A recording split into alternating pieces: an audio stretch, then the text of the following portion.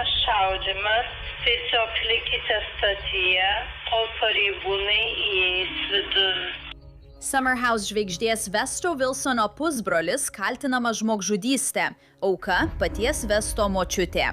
Tačiau tai, kas pasak liudininkų sukėlė smurtą, jūs nustebins.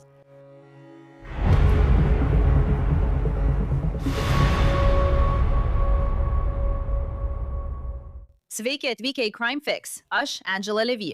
Vestas Wilsonas ruošiasi filmuoti susitikimą naujam Bravo realybės šou Summerhouse sezonui, kai tikra tragedija sukrėtė jo šeimą. Buvo ką tik po 10 vakaro. Balandžio 22-osios trečiadienio vakarą, kai į 911 centrą Kerolo apygardoje Misūryje atėjo skambutis.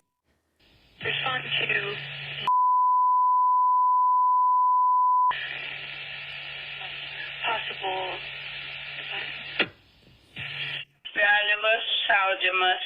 Prašome laukti stoties, kol pareigūnai įeis vidun. Praėjo šiek tiek laiko ir tada dispečerė nusiuntė dar vieną pranešimą pareigūnui. 104, būkite informuoti. Ką girdime, tai kad galbūt kažkas nusovė savo uošvę. Informuojame, mes nežinome. Kalbėjome telefonu su trečiuoju asmeniu, kuris nebuvo įvykio vietoje ir jis nutraukė skambutį. Šerifo pavaduotojai rado painią ir tikriausiai chaotišką situaciją. 7 anūkų močiutė vardu Gail Wilson buvo negyva. Jos nebiologinis anūkas Vesas Wilsonas, vienas iš Summerhouse žvaigždžių ir vyras, kurį šerifai vėliau apkaltins jos nužudymu, Dakota Svinis, vienas iš 7 mylimų anūkų, paminėtų Gail Wilson nekrologe. Tai ką liudininkas papasako tyrėjams apie įvykius, kurie privedė prie šaudymo, atrodžiusio visiškai netikėtai, jūs pribloš ir visiškai nustebins. Pareiškime dėl tikėtinos priežasties Misūrio valstijos greitkelių patrulio pareigūnas rašė: 2026 m. balandžio 22 dieną apie 22:25 valandą Karolio apygardos teisėsaugos pareigūnai buvo informuoti apie nužudymą vakarų 14-ojoje gatvėje Carrolltono mieste, Misūryje. Karolio apygardos šerifo pavaduotojas Snyderis atvyko į namus, o po kelių minučių jis rado pirmąją auką mirusią namo viduje. Taip pat namuose buvo pirmasis liudininkas ir Dakota Svinis. Atvykus į įvykio vietą, šerifo pavaduotojui Snyderiui pirmasis liudininkas pranešė, kad Svinis nušovė pirmąją auką iš pistoleto, kai šis sėdėjo ant sofos namo viduje. Pasak pirmojo liudininko, Svinis maždaug 30 minučių sėdėjo ant atskiros sofos šalia pirmosios aukos ir be įspėjimo šovė pirmajai aukai į galvą. Pasak pirmojo liudininko, anksčiau tą vakarą Svinis ir pirmoji auka ginčijosi dėl to, kad Svinis nepadeda atlikti namų ruošos darbų. Pirmasis liudininkas ir pirmoji auka buvo atpažinti kaip Svinio seneliai maždaug 22:29. Pavaduotojas Snyderis sulaikė Svinį ir rado pas jį dėklą. Taigi liudininkas, tikriausiai Gailės vyras, pasak šio pareigūno, pasakė detektyvams, kad Dakota Svinis, Veso Wilsono pusbrolis, po ginčo dėl namų ruošos darbų nušovė jų netikrą močiutę. Dakota Svinis buvo uždarytas į vietinį kalėjimą pagal kaltinimą 1 laipsnio žmogžudystę ir ginkluoto nusikaltimo vykdymu.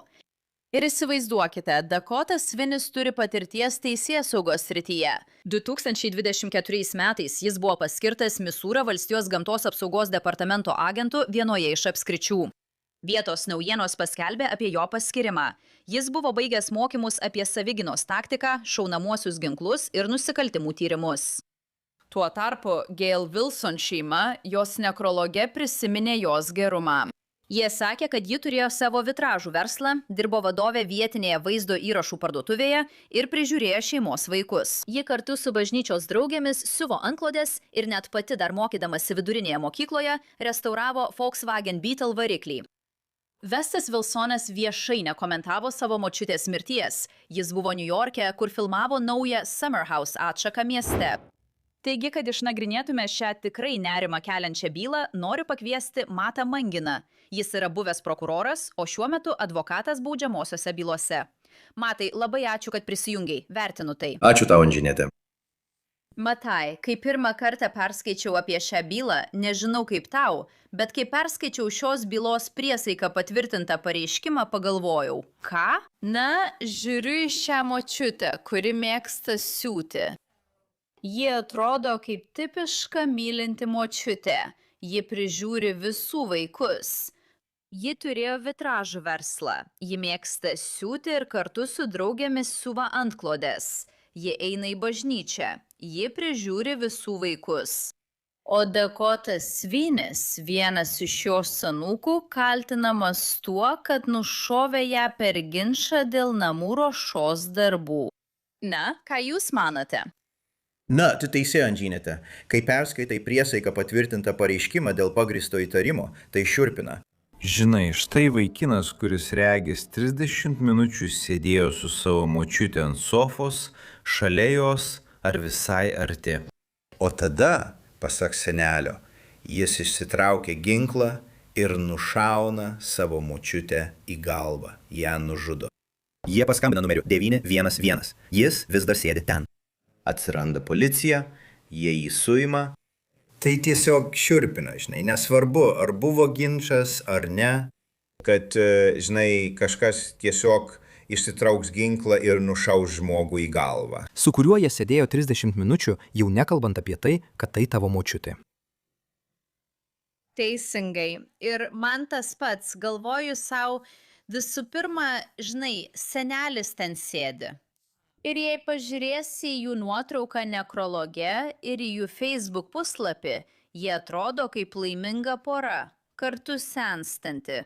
Žinai, akivaizdu, kad jie turėjo vaikų, jie turi anūkų kartu, jie myli vienas kitą. Žinai, poros tiesiog sensta kartu, jie sėdi ten ir žiūri televizorių.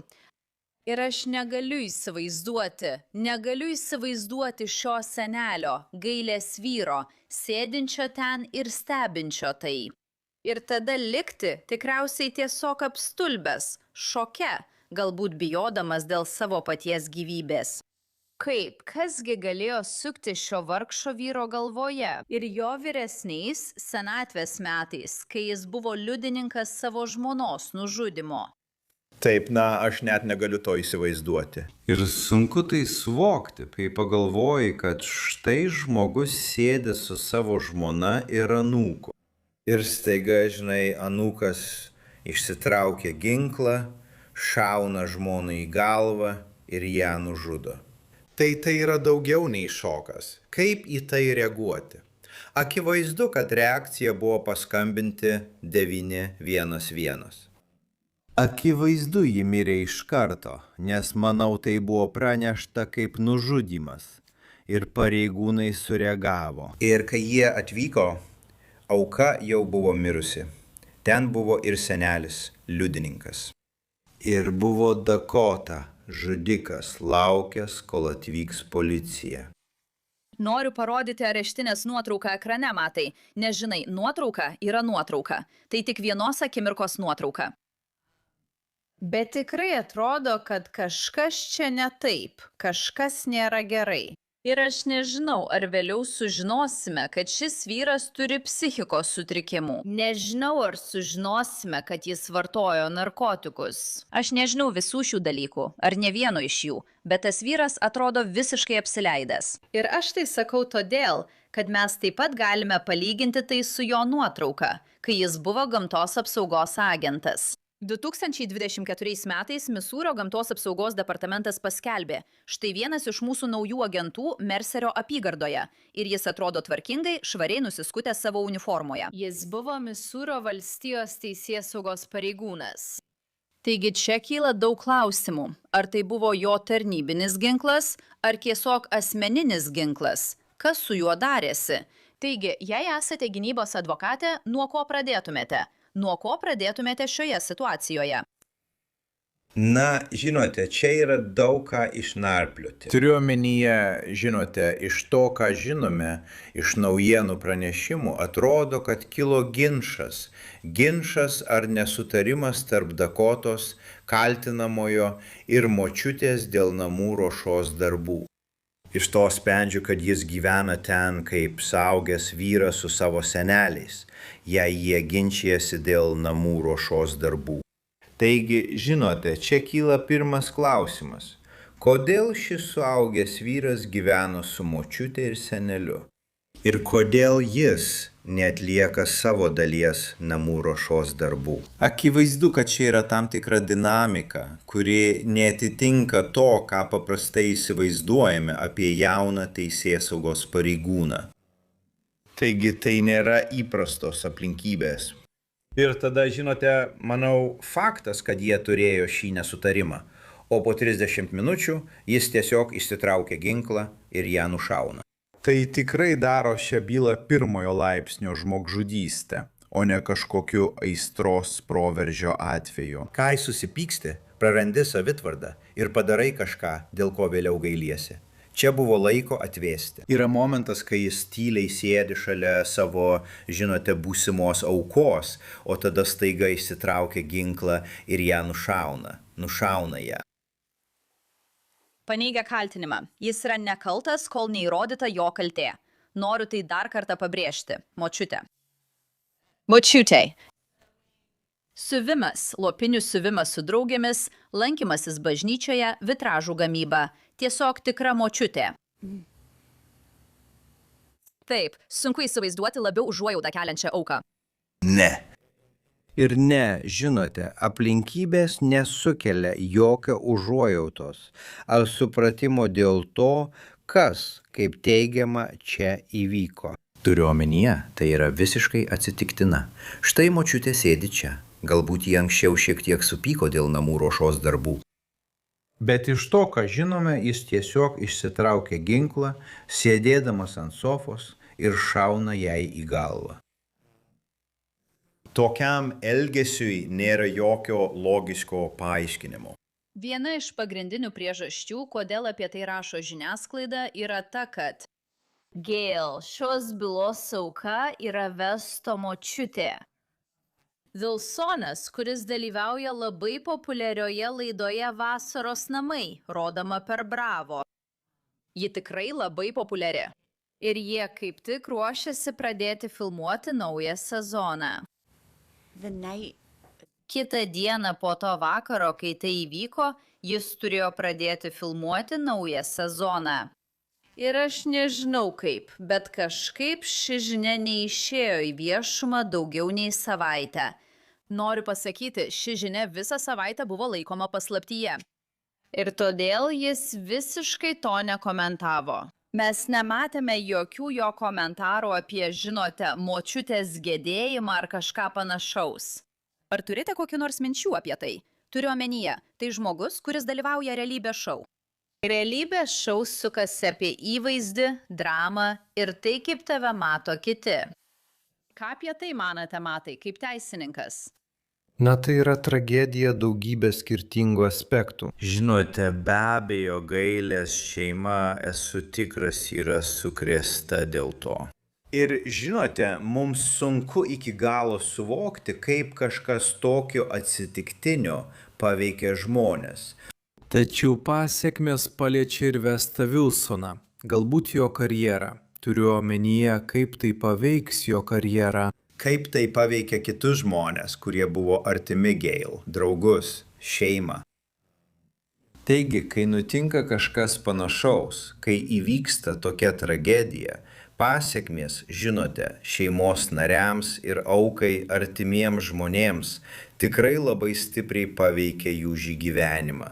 Tai yra daugiau nei vien mylimo žmogaus netekties gedėjimas. Tai gali paveikti įvairiais būdais.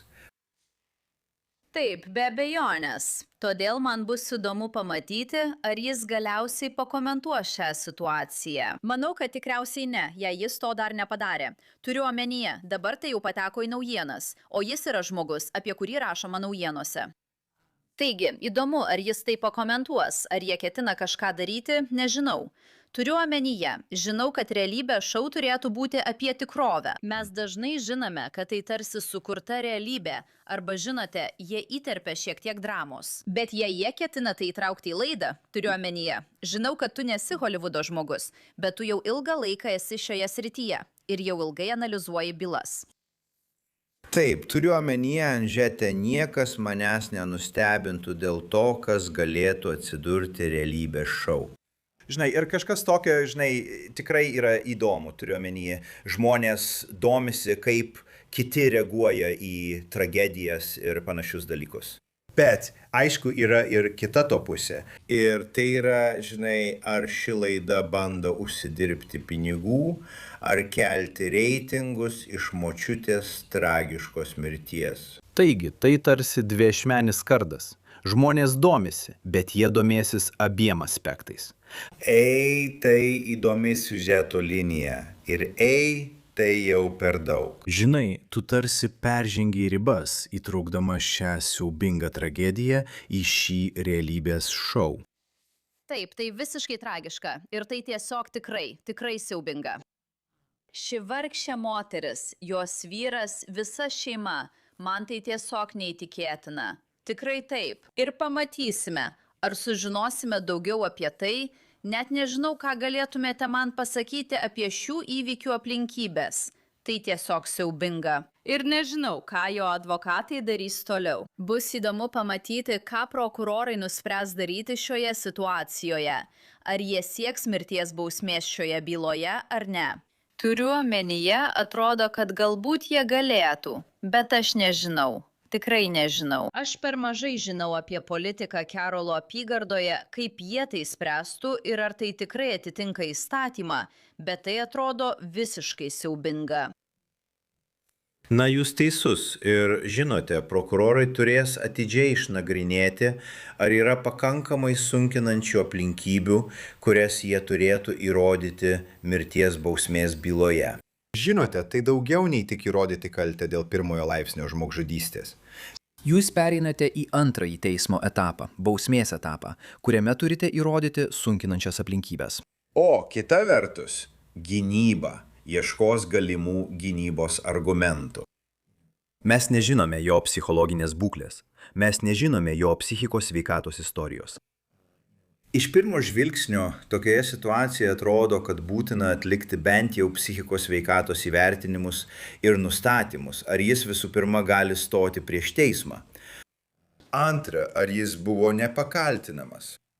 Arba ar jis turi psichikos sveikatos problemų, kurios galėtų būti lengvinanti aplinkybė mirties bausmės byloje. Taigi abiem pusėm šioje byloje dar laukia daug darbo, tiek prokuratūros, tiek gynybos požiūrių. Taip, be abejonės. Ir kartais šeimos nenori viso to išgyventi. Jie verčiau tiesiog, padėtų tašką. Ir turiu omenyje, atrodo, priklausomai nuo to, kaip klostysis ši byla, visai tinkama ir susitarimui dėl kaltės pripažinimo. Taip. Ir tu teisi, Anžete, nes vėlgi tai ta pati šeima. Gerai. Taigi, paprastai, kai nagrinėjame žmogžudystės bylą, žiūrime į kaltinamojo šeimą, o tada žiūrime į aukos šeimą. Čia tai ta pati šeima ir tai daro viską daug tragiškesniu ir daug sunkiau su tuo susidoroti. Be abejonės. Mes stebėsime situaciją. Metai Mangino, ačiū už jūsų laiką ir jūsų kompetenciją. Kaip visada, vertinu tai. Ačiū, Anžete, visada malonu su jumis pasikalbėti. Ir tik, kad žinotumėte, po to, kai kalbėjausi su Metu, sužinojau, kad Dakota Svinis jau daugiau nei metus nedirba Misūrio gamtosaugos departamente teisėsaugos pareigūnų. Atstovas spaudai man pasakė, kad Svinis paliko tą agentūrą 2025 metų ankstyvą pavasarį, nors jis negalėjo pasakyti kodėl, nes vyksta teisiniai ginčai. Taigi mes gilinsimės į tai šiek tiek daugiau ir išsiaiškinsime, kas nutiko su Dakota Sviniu toje agentūroje ir kodėl vyksta teisiniai ginčai. Tad likite su mumis. Dakota Svinis šiuo metu laikomas kalėjime Misūryje. Mes ir toliau seksime šią bylą. Tai tiek šiandienos Crime Fix laidoje. Aš, Angela Levy. Nepamirškite, kad visada galite mus žiūrėti YouTube. Ir taip pat žiūrėti bei klausytis mūsų Spotify. Taigi, užsukite ir ten. Iki kito karto. Susitiksime čia.